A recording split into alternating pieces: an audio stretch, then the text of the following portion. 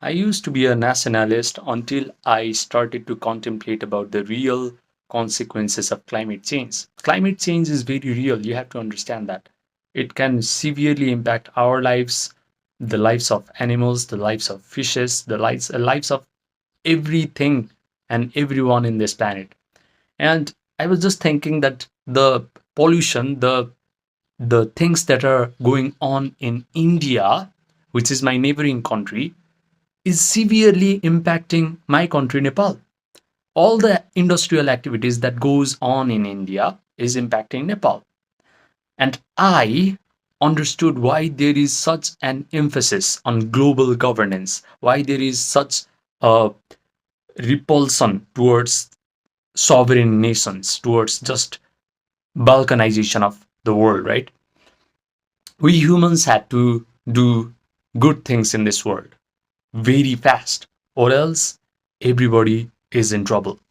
Now, the other thing that you must do good in your life is completely overcome your panic attacks. Because if you do not fix your own mental health issues, your friends, your family, your girlfriend, people around you are not going to be able to depend upon you. You'll just be a big stone, a very heavy stone in this earth.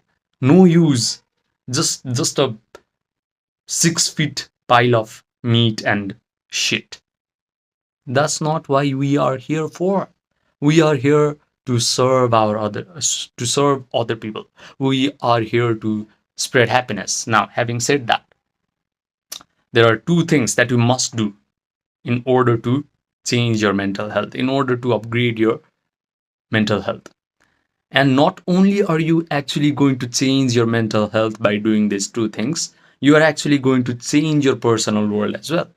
Because there is a very fundamental principle in yoga and in Upanishad, and that is your personal reality, your personal world is an extension of your mind. If you change the programs that are written in your mind, your personal world will change. Right now, you might be facing a lot of tragic circumstances in your personal world. There's no one to blame except for the program that are written in your mind. But I'm going to tell you a little secret that the program that are present in your subconscious mind was written when you were a child. A child, when he is born and he reaches up until the age of 8 or 9, he is producing theta brainwaves pattern in his brain. That's when he is very susceptible, suggestible, hypnotizable towards all sorts of emotional pattern, thinking pattern, beliefs from his family, from his schooling, from his society. He then grows up to become a member of the society. Of course, he is going to be sick. Of course, you're going to be sick because you were raised by sick society. Now, because you're exposed to this information through this video, it's your responsibility to rewrite the programs in your subconscious mind. It is time to change the programs in your subconscious mind into a very positive, into a very wonderful one. That will automatically make your personal world wonderful. You're naturally going to be a magnet for all the wonderful circumstances in your life.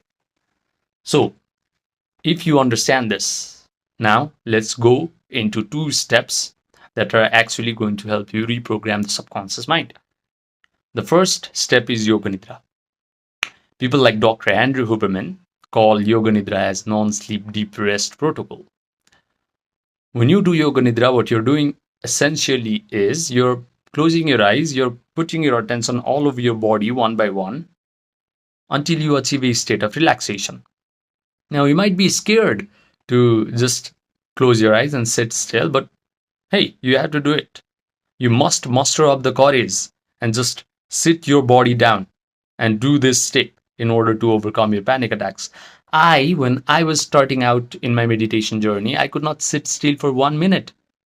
If I just sit still for 30 seconds, I felt like the panic attack inside of me would just consume me, or some external force outside of me would just take me out. But still, I managed to eliminate panic attacks from my life in just 5 months. So if you can actually sit still for even 1 minute, you're actually doing better than I was, which means you're actually going to be able to eliminate panic attacks from your life in less than 5 months. That's a good deal. Now, when you do yoga nidra, your brain will be able to produce these creative visualization scenarios through the production of alpha brainwaves in your brain. And also your brain will produce theta brainwaves that will make you very suggestible to all the visualization act.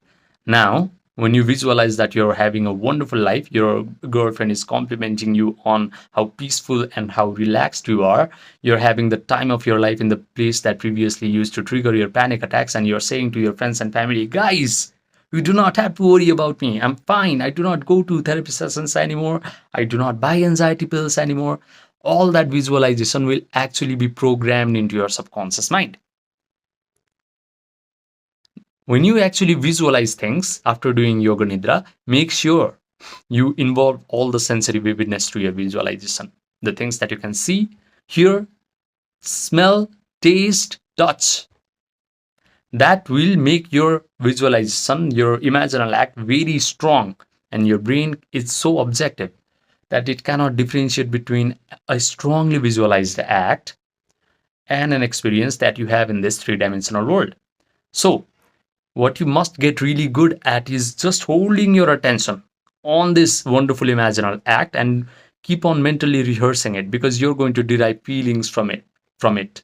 The more you mentally rehearse this imaginal act, the more feelings you're going to derive from it. The feelings of satisfaction, feelings of joy, happiness, gratitude. Because of course, if you're imagining that you're waking up in the morning and you just have a big smile on your face and you don't have racing thoughts in your head as soon as you wake up in the morning, that is going to give you a lot of positive feelings. If you can sustain these elevated emotions for a long period of time, your panic attack is solved, because negative emotions and positive emotion cannot coexist in your body. If you can just sustain the elevated emotions of joy, gratitude, empowerment, then panic attacks and anxiety will just fall off of your body. And the bonus part is, if you can just maintain this elevated state of mind and body, you become a magnet for all the wonderful circumstances. This is why yogis have been calling your personal world as Maya, because whenever they upgraded their state of mind, state of body through all these kinds of meditative practices and embodying all these elevated emotions, what they observed was their personal reality shifted as well. All of a sudden, they were faced with wonderful circumstances. All the people around them started to treat them very nicely. They started to get more opportunities, wonderful opportunities. You are going to start to face a lot of synchronicities and wonderful opportunities in your life simply by changing your state of mind. What's going on there? Yeah, this is what you must do in order to change your life, guys. And if you want one-to-one personalized coaching from me, message me on my Gmail or my WhatsApp, which are linked in the description box down below and the pinned comment section down below as well. Subscribe, and I will see you in the next video.